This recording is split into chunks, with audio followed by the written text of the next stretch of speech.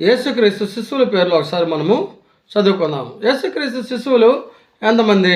12 మంది. యేసుక్రీస్తు శిశువులు ఎంతమంది? 12 మంది. 12 మంది పేర్లు ఒకసారి మనం చదువుకుందాం. మొదటిగా పేతురు, ఆంద్రేయ, యాకోబు, యోహాను, ఫిలిప్పు, బర్తలోమయ, తోమ, మత్తయి, యాకోబు, యోధ, సీమోను, యోధ, ఇస్కరియోతి యోధ. వీళ్ళు యేసు ప్రభు వారు 12 మంది శిష్యులు. తూర్పుదేశ జ్ఞానులు వాళ్ళు చేసినటువంటి పనిని గురించి ఒకసారి మనము చూద్దాం. తూర్పు దిక్కున వాళ్ళు నక్షత్రాన్ని చూశారు. చూసినాక యెరూషలేమునకు వాళ్ళు ప్రయాణమయ్యి వచ్చారు. వచ్చినాక ఏ రోజు రాజు వద్దకు వెళ్ళి ప్రశ్నించారు. ఏ రోజు రాజుతో మాట్లాడారు. వాళ్ళు మాట్లాడినాక బాలుడైన యేసుని కనుగొన్నారు. బాలుడైనటువంటి యేసు ఎక్కడున్నాడో అని చెప్పేసి ఆయన్ను కనుగొన్నారు. తర్వాత కనుక్కున్నాక అత్యానందభరితులైనారు. అంటే సంతోషంతో ఉప్పొంగిపోయారు వాళ్ళు. తర్వాత శిశువు అయిన యేసునికి సాగిలిపడి మొక్కారు. జ్ఞానము కలిగినటువంటి జ్ఞానులు బాలుడైనటువంటి యేసు ప్రభు వారికి సాగిలిపడి మొక్కారు. తర్వాత ఆ యేసు ప్రభు వారిని పూజించారు. పూజించినాక తర్వాత బంగారమును, సమ్రాణి, గోళమును కానుకలుగా యేసు ప్రభు వారికి అర్పించారు. అర్పించినాక ఏ రోజు రాజు వద్దకు వెళ్ళవద్దని దేవదూత స్వప్నం మందు వారికి బోధించబడింది. తర్వాత వాళ్ళు దేవదూత చెప్పినటువంటి వాటి మాటలు విని ఏ రోజు రాజు వద్దకు వెళ్ళకుండా తిరిగి వేరే దోవన వాళ్ళ దేశానికి వాళ్ళు వెళ్ళిపోయారు. ఇది తూర్పు దేశ జ్ఞానుల గురించి చెప్పబడినటువంటి సంగతి. అసలు క్రిస్టమస్ అంటే ఏంటి? క్రిస్టమస్ అంటే ఏంటంటే, క్రిస్టమస్ అంటే భయమును వీడుట. మత్తయి సువార్త 1వ అధ్యాయము 20వ వచనం. క్రిస్టమస్ అంటే ఏంటి? భయాన్ని వీడుట. క్రిస్టమస్ అంటే పరిశుద్ధాత్మ కార్యము. మత్తయి సువార్త 1వ అధ్యాయము 20వ వచనంలో క్రిస్టమస్ అంటే పరిశుద్ధాత్మ కార్యము. క్రిస్టమస్ అంటే పాప విమోచన పొందుట. అదే మత్తయి సువార్త 1వ అధ్యాయం 21వ వచనంలో రాయబడి ఉంటుంది. ఏమని? పాపమును వీడుట. అదే మళ్ళీ క్రిస్టమస్ అంటే ఏంటంటే, అదే మత్తయి సువార్త 1వ అధ్యాయం 21వ వచనంలో రక్షణ పొందుతా. అదే క్రిస్టమస్ అంటే ఏంటి? 1వ అధ్యాయము మత్తయి సువార్త 1వ అధ్యాయం 22వ వచనం అంటే వాగ్దాన కార్యము. క్రిస్టమస్ అంటే వాగ్దాన కార్యము.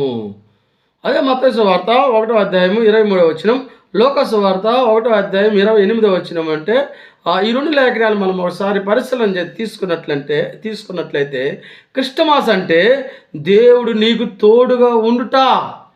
దేవుడు నీకు తోడుగా ఉండుట. అదే మత్తయి సువార్త 1వ అధ్యాయం 24వ వచనంలో ఒకసారి మనం పరిశీలన చేసి చూసినట్లయితే క్రిస్టమస్ అంటే దేవుడు ఆజ్ఞాపించినది చేయుట. క్రిస్టమస్ అంటే దేవుడు ఏదైతే ఆజ్ఞాపించాడో అది చేసేదాన్నే క్రిస్టమస్ అని అంటారు. క్రిస్టమస్ అంటే కొత్త గుడ్లు కొట్టుకొని వేసుకునేది కాదు. క్రిస్టమస్ అంటే పిండి వంటలు తినేది కాదు. క్రిస్టమస్ అంటే రకరకాలైనటువంటి వంటలు చేసుకొని తినేది కాదు. క్రిస్టమస్ అంటే ఇది. క్రిస్టమస్లో ఇలాంటి అన్నీ మనకు పొందుకోవాలి. అదే క్రిస్టమస్. ఈరోజు క్రిస్టమస్లో క్రీస్తు లేడు కానీ మాస్ మాత్రము ఉన్నాడు. ఈరోజు క్రిస్టమస్లో క్రీస్తు లేడు కానీ మాస్ మాత్రం ఉన్నాడు. మనకు మాస్ వద్దు, క్రీస్తు కావాలి. గొర్రెల కాపర గురించి ఈరోజు మనము చూసుకుందాం. గొర్రెల కాపరులు వాళ్ళు ఎలా ఉన్నారు? గొర్రెల కాపర్లు వాళ్ళు ఎలాంటి విధానంలో ఉన్నారో ఒకసారి మనం చూసుకుందాం. లూకా సువార్త 2వ అధ్యాయము 8వ వచనం నుంచి 20వ వచనం వరకు మనం ఒకసారి గొర్రెల కాపర గురించి మనం ఒకసారి పరిశీలన చేసి చూసినట్లయితే లూకా సువార్త 2వ అధ్యాయం 8వ వచనంలో వారి గురించి మనం పరిశీలన చేస్తే ఏముంటుందంటే, విసుకక కలిసి ఉన్నారు వాళ్ళు. విసుకక వాళ్ళల్లో విసుగు లేదు. విసుగు లేకుండా, సనుగు లేకుండా, గొనుగు లేకుండా అందరూ కలిసిపోయి ఉన్నారు. కలిసిపోయి ఉండటమే కాక మళ్ళీ లూకా సువార్త రెండవ అధ్యాయము 10వ వచనం నుంచి 12వ వచనానికి మనం చూస్తే వినయముతో వింటూ ఉన్నారు. దేవదూత వచ్చి వారితో మాట్లాడుతూ ఉంటే వినయముతో వాళ్ళు వింటూ ఉన్నారు. వినయముతో విన్నాక తర్వాత వాళ్ళు విసుకగా అందరూ కలిసి ఉన్నారు, కలిసిమెలిసి ఉన్నారు. తర్వాత వాళ్ళు కలిసిమెలిసి ఉన్నాక దేవదూత వచ్చి వాళ్ళతో మాట్లాడింది. ఏం మాట్లాడింది? మొత్తం వినయముతో విన్నారు, వ్యతిరేకించకుండా. వినయముతో విన్నాక లోకాసు వార్త 2వ అధ్యాయము 15వ వచనముతో విశ్వాసముతో నమ్మారు. ఎలా నమ్మారు? వాళ్ళు విశ్వాసముతో వాళ్ళు నమ్మారు. గొర్రెల కాపర్లు చెప్పిందిలే దేవదూత, నువ్వు ఏదో చెప్పిందిలే, వెళ్ళిపోయిందిలే, మనకెందుకులే, మనం గొర్రెలు కాసుకుందాంలే, మనం గొర్రెలు కాసుకొని వెళ్ళిపోదాంలే అని వాళ్ళు ఆలోచించలా. దేవదూత చెప్పింది వినయంతో వినయంతో విన్నదాన్ని, సత్యాన్ని గ్రహించి విశ్వసించారు. వాళ్ళు విశ్వాసం ఉంచారు. అవును, దేవదూత చెప్పింది కరెక్టే, ఇది ఎక్కడ జరిగింది, ఎప్పుడు జరిగింది, ఎట్ట జరిగింది అని వినయముతో విశ్వాసంతో నమ్మారు. వాళ్ళు నమ్మినాక వాళ్ళు లోకాసు వార్త 2వ అధ్యాయము 15వ వచనంలోనికి ఒకసారి మనం వెళ్తే విధేయతతో వెళ్ళారు. విధేయతతో కృతజ్ఞత కలిగి, విధేయతతో తగ్గింపు స్వభావం కలిగి యేసు ప్రభు వారి కాడికి విధేయతతో వెళ్ళారు. గొర్రెల కాపరులు విధేయతతో వెళ్ళారు యేసు ప్రభు వారి కాడికి. విధేయతతో వెళ్ళి లోకాసు వార్త 2వ అధ్యాయం 16వ వచనంలో విషాదికరంగా చూశారు. అవునా, లోకరక్షకుడేనా? దేవదూత చెప్పింది ఈ బాలుడి గురించా అని వాళ్ళు విధేయతతో చూపి విషాదకరంగా ఆశ్చర్యకరంగా వాళ్ళు చూశారు. మళ్ళా లోకాసు వార్త 2వ అధ్యాయము 17వ వచనంలోనికి ఒకసారి మనము వెళ్తే అక్కడ ఉన్నటువంటి లేఖనాలని మనము పరిశీలన చేసి చూస్తే విజయముతో ప్రకటించారు. విజయముతో, అవును మేము లోకరక్షకుని చూసాము, దేవదూత మా కాడికి వచ్చింది, మమ్మల్ని దర్శించింది, మాకు చెప్పింది, దేవదూత చెప్పినటువంటి మాటలు మేము విని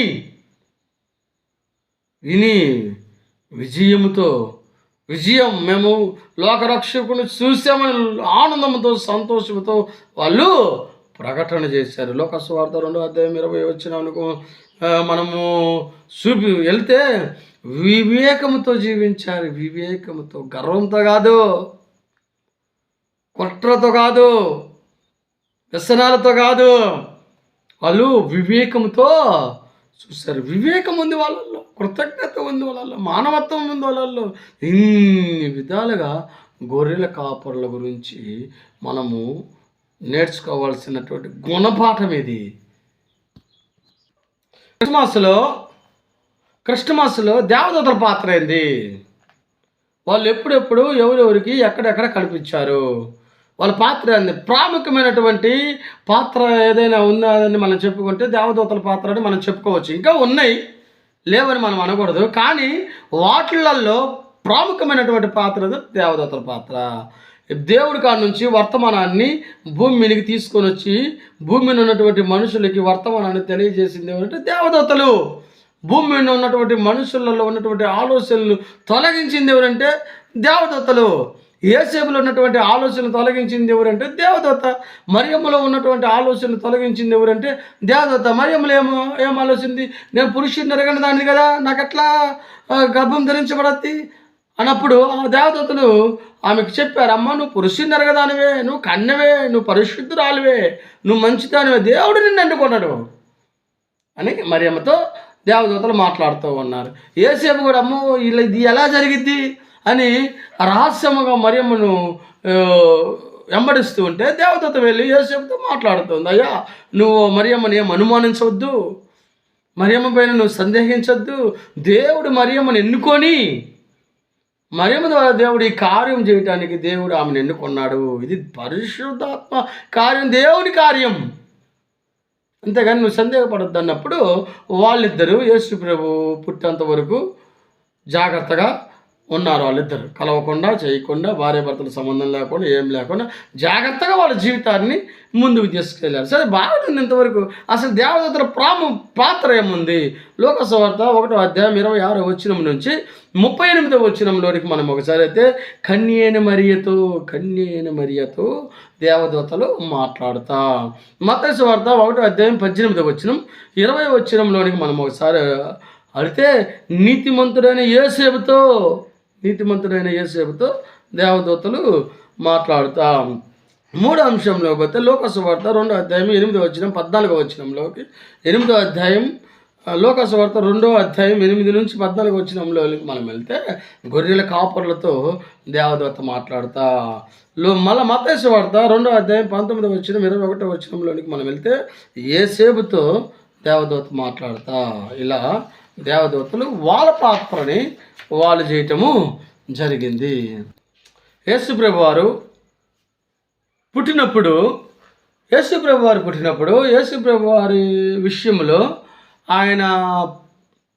ఆయనకి ఏమేం పేర్లు వాడినరు అనే అంశానికి మనం ఒకసారి వెళ్తే మత్తయి సువార్త 1వ అధ్యాయము 21వ వచనంలో ఏం పేరుతో పిలువబడుతుంది? ఆయన యేసు అనే పేరుతో ఆయన పిలువబడతారు. మత్తయి సువార్త 1వ అధ్యాయం 22వ వచనంలో ఒకసారి మనము వెళ్తే యేసు ప్రభు వారిని ఏమని పిలువబడతారు? ఇమ్మానుయేలు అని ఆయన్ని పిలువబడతారు. అదే మత్తయి సువార్త 2వ అధ్యాయం 2వ వచనంలోనికి ఒకసారి మనం వెళ్తే యూదుల రాజు అని ఆయనను పిలువబడుతూ ఉన్నాడు. మళ్ళీ లోక సువార్త 1వ అధ్యాయం 32వ వచనంలోనికి మనం ఒకసారి వెళ్తే సర్వోన్నతుని కుమారుడు అని అక్కడ పిలువబడతారు. అదే మత్తయి సువార్త 1వ అధ్యాయం 35వ వచనంలోనికి మనం ఒకసారి వెళ్తే పరిశుద్ధుడు అని పిలువబడతారు. అదే లోక సువార్త 1వ అధ్యాయం 35వ వచనంలోనికి మనం ఒకసారి వెళ్తే అక్కడ ఏమని రాయబడుతుంది? దేవుని కుమారుడు అని రాయబడుతూ ఉంటుంది. అదే లోక సువార్త 2వ అధ్యాయం 11వ వచనంలోనికి ఒకసారి మనం వెళ్తే రక్షకుడు అని పిలువబడుతూ ఉన్నాడు. అదే యెషయా 9వ అధ్యాయం 6వ వచనంలోనికి మనం వెళ్తే ఆశ్చర్యకరుడు. అదే యెషయా 9వ అధ్యాయం 6వ వచనంలోనికి మనం ఒకసారి వెళ్తే ఆలోచనకర్త. అదే యెషయా గ్రంథం 9వ అధ్యాయం 6వ వచనంలోనికి ఒకసారికి వెళ్తే బలవంతుడైనటువంటి దేవుడు. అదే యెషయా గ్రంథం 9వ అధ్యాయము 6వ వచనంలోనికి మనం ఒకసారి వెళ్తే నిత్యుడగు తండ్రి. అదే యెషయా గ్రంథం 9వ అధ్యాయం 6వ వచనంలోనికి మనం ఒకసారి వెళ్తే సమాధానకర్త అధిపతి. యెషయా గ్రంథం 11వ అధ్యాయం 1వ వచనంలోనికి ఒకసారి మనం వెళ్తే యెషయా మొద్దు నుంచి సిగురు పుట్టును అని ఆయన్ను పిలువబడుతూ ఉన్నది. అదే మత్తయి సువార్త 2వ అధ్యాయము 4వ వచనంలోనికి ఒకసారి వెళితే క్రీస్తు అని ఆయన్ని పిలువబడుతూ ఉన్నది. అదే దానియేలు గ్రంథం 9వ అధ్యాయము 25వ వచనంలోనికి ఒకసారి వెళితే మెస్సయ్య అని ఆయన్ని పిలువబడుతుంది. ఈ రకంగా యేసు ప్రభు వారు జన్మించినప్పుడు ఆయనకు వాడబడినటువంటి పేర్లు ఇవి. యేసు ప్రభు వారు ఈ రకంగా పేర్లు పిలువబడినాడు. బాగానే అసలు ఎందుకు రావాల్సి వచ్చింది భూమి మీదకి? దేనికి రావాల్సి వచ్చింది భూమి మీదకి? ఆయన భూమి మీదకి రావటం వల్ల జరిగింది ఏంది అనే అంశం గురించి ఒకసారి మనము చూసుకున్నట్లయితే యేసుక్రీస్తు పాపులను రక్షించడానికి భూమి మీదకి వచ్చిను. యేసుక్రీస్తు ప్రభు నశించిన దాన్ని వెతికి రక్షించడాని కోసము ఈ భూమి మీదకి వచ్చును. యేసుక్రీస్తు ప్రభు ధర్మశాస్త్రంలో రాయబడినటువంటి లేఖనాలని నెరవేర్చడానికి ఆయన ఈ భూమి మీదకి వచ్చును. యేసుక్రీస్తు ప్రభు సువార్తను ప్రకటించుటకు ఈ భూమి మీదకి వచ్చును. యేసుక్రీస్తు ప్రభు పరిచారం చేయుటకును ఈ భూమి మీదకి ఆయన వచ్చును. విమోచన క్రయదముగా తన ప్రాణమును నిచ్చుటకు ఆయన ఈ భూమి మీదకి వచ్చును. యేసుక్రీస్తు ప్రభు తండ్రి చిత్తమును భూమి మీద నెరవేర్చడానికి ఆయన ఈ భూమి మీదకి వచ్చును. యేసుక్రీస్తు ప్రభు సమృద్ధి జీవం కలిగించడానికి ఆయన ఈ భూమి మీదకి వచ్చును. యేసుక్రీస్తు ప్రభు సత్యమును గురించిన సాక్ష్యాన్ని వివరించడానికి ఆయన ఈ భూమి మీదకి వచ్చినాడని నేను మీకు తెలియజేస్తూ ఉన్నాను. యేసుక్రీస్తు ప్రభు గురించి మనము ఒకసారి పరిశీలన చేసినట్టయితే భూమి మీద ఉన్నటువంటి ప్రతి ఒక్క మనిషి, ఏ మనిషి అయినా కానీ పుట్టినటువంటి మనిషి గిట్టక సావదు. పుట్టినటువంటి మనిషి అంటే చనిపోక తప్పదు. ఏ మనిషి అయినా కానీ పుడితే ఖచ్చితంగా చచ్చిపోవాల్సిందే. అదే బైబిల్ గ్రంథంలో మనం చూసుకున్నట్లయితే పుట్టకుండా చనిపోయినటువంటి వారు ఉన్నారు. అదేంది పుట్టకుండా అట్ట చనిపోతారంటే యేసు ప్రభు వారు మొదటిగా అవ్వ ఆదామును తయారు చేసినప్పుడు వారికి పుట్టుక లేదు, కానీ మానవుని లెక్క మరణం ఉంది. అదే విధముగా యేసు ప్రభు అదే విధంగా బైబిల్ గ్రంథంలో ఇంకొక లేఖనాన్ని మనం చూసినట్లయితే పుట్టిర్రు కానీ వారికి మరణం లేదు. అదేంటంటే పుట్టిర్రు కానీ ఇప్పటికి కూడా వారికి మరణం లేదు. హానోకు ఉన్నాడు, హానోకు అందరిలోకి ఆయన పుట్టిండు, కానీ ఆయన అనేది మరణం లేకుండా ఆయన దేవుడితో వెళ్ళిపోయాడు. తర్వాత ఏలియా ఆయన కూడా మనవుల్లోకి పుట్టాడు, కానీ ఆయనకి కూడా మరణం లేకుండా దేవుడు వచ్చి ఆయన్ను తీసుకొని వెళ్ళాడు. ఏ వ్యక్తికైనా పుట్టుకుంటుంది, మరణం ఉంటుంది. అలాగే మనం పుట్టినప్పుడు మనకి డేట్ ఆఫ్ బర్త్ సర్టిఫికేట్ ఇస్తాడు, చనిపోయినప్పుడు బర్త్ సర్టిఫికేట్ ఇస్తాడు. కానీ యేసు ప్రభు విషయంలోనికి వస్తే యేసు ప్రభు వారు పుట్టినాడు అన్నారు, కానీ మరణించినాడు అన్నాడు, కానీ తిరిగి లేచినప్పుడు మళ్ళీ తిరిగి లేచినాడు అన్నారు. అదేందయ్యా తిరిగి లేచింది? లాజరు ఉన్నారు కదంటే తిరిగి లేచింది లాజరు ఉన్నారు. నాయినటువంటి ప్రాంతంలో ఎదవరారు కుమారులు ఉన్నారు,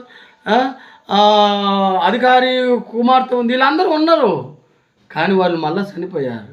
యేసు ప్రభు మాత్రం సజీవంగా ఉన్నారు. అది ఆయనలో ఉన్నటువంటి ప్రాముఖ్యత.